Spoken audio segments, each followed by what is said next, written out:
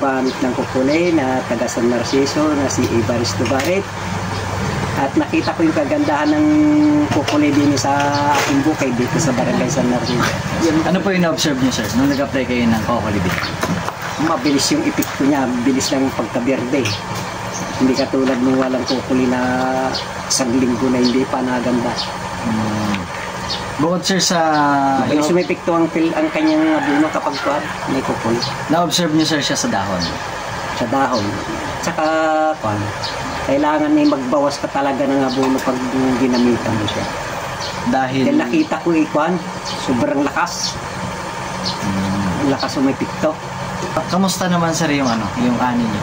Yung ani ko nga at yung hindi naman kagandang panahon ngayon, nakaisang daan ako doon sa hektarya.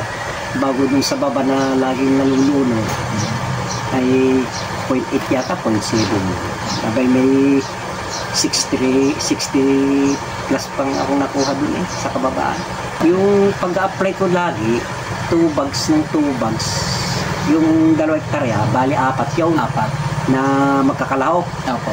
Triple coating. Kapag yung second application ay may urea na. Okay po. Ay hindi ganun hindi naglulumot yung urea. Pag urea ang ginamit mo, hindi siya nalumot. Pero maganda rin yung epekto. Mabilis yung epekto ng pagberde ng palay. Ay samantalang yun yung panay.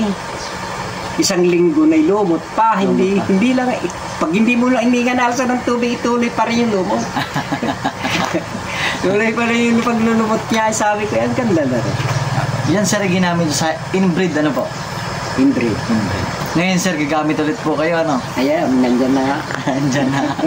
Ibig sabihin, sir, yung Cocolibidal, marirecommend nyo rin sa mga kilala nyo? Ay, kung ako'y pangulo pa sana ng samahan, ay kami pag mayabang ko pa sa, pero sa mga karatig ko may nayabangan na ako.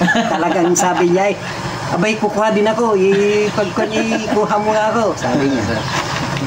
Yung karatig ko doon, tanong-tanong sa akin, bakit daw mabirde? Samantalang pag-inbreed niya, hindi kasi Takado siya, bakit yung lupa mo i-birding-birde? Ang alam ko lang na birde yung unang application. Opo. Urea kasi hindi, yung unang application kasi na bababad siya sa init ng araw yung top. So, bago biglang matutubigan, magbubula-bula yung bago doon lang siya bibirde, maglulumot. Ay samantalang yun, tigas na yung lupa, napabirde pa yun, lumot-lumot pa. Sabi ko, ay maganda ito.